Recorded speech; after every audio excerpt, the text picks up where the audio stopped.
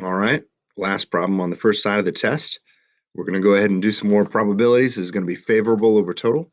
So an experiment consists of rolling a fair 8-sided die. So we've got 8 sides on this one. I actually have one of these right here. Oh, that's not it. Here we go. So here's an 8-sided die. You can see the number 8 was on there. Yep. Go team. So we're going to use 3 of those 8 sides. So real simple stuff. We're doing favorable over total. And the idea here is we've got 3 sides we're looking for out of 8 altogether. So we'll divide those and our percentage will be 0.375.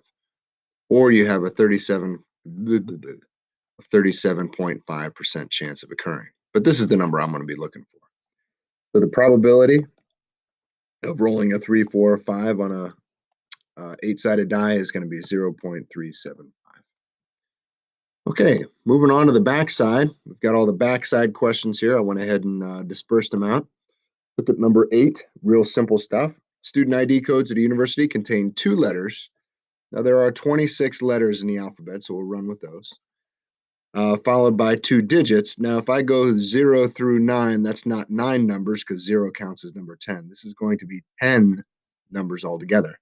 And it doesn't say that I can't repeat them. So I'm allowed to repeat numbers and I'm allowed to repeat letters. And we've got 2 letters followed by 2 numbers. All codes are equally likely to occur. Find the number of possible student ID codes that can happen.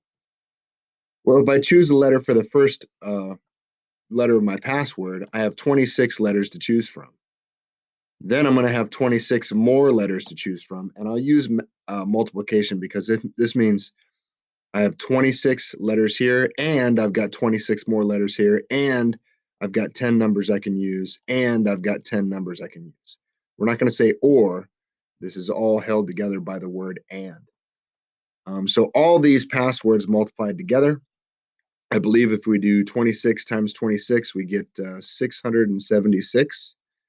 Times 10 would be a 0. Times another 10 would be a 0. And this is the number of passwords we could have if we multiply 26 times 26 times 10 times 10. I did do that math on a calculator just to be sure. Here we got 26 times 26 is 676, which I have right there. Okay, so that's how that problem works. We have 26 letters times 26 letters times 10 numbers times 10 numbers. We move on. Next question, a store sells 3 different styles of fleece jackets. So there are 3 styles of jackets times 8 different kinds of colors. So we've got 8 colors. And then it says each style can be produced or purchased with or without a hood. Well, there's 2 different scenarios there. There's with a hood or without a hood. So that's times 2 different ways that we could purchase that sweater. All right, or the fleece jacket. So how many different versions of fleece jackets does the store have? 3 times 8 is going to be 24. Times 2 is going to give us 48 different jackets. There you go. Pretty simple stuff. We just have 3 different kinds of styles, 8 different colors, and 2 different ways where we can have a hood. Either we have the hood or we don't. Multiply those bad boys together, we get 48. All right, pretty simple stuff. We'll keep moving along. Go team. Go team.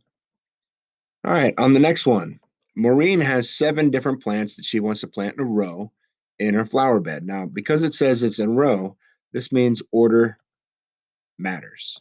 If we're doing order matters, that means we must be doing a permutation. All right, permutations are going to be N permutation R, which means how many different things am I choosing from and how many different ways am I going to choose them. In this case, we have 7 different plants and we want to plant all 7 of them in a row. So this would be 7 permutation 7. There's 2 ways we can go about it. The first one would just be to do 7 times 6 times 5 times 4 times 3 times 2 times 1. And that would give us a correct answer. Another way to do it would be 7 factorial. That is a permutation. Or we could do 7 permutation 7. All 3 ways would give us the same answer. I went ahead and went over to the Big Number website. And on the Big Number Calculator website, I typed in 7. And then I went ahead and used the factorial button here. So 7 factorial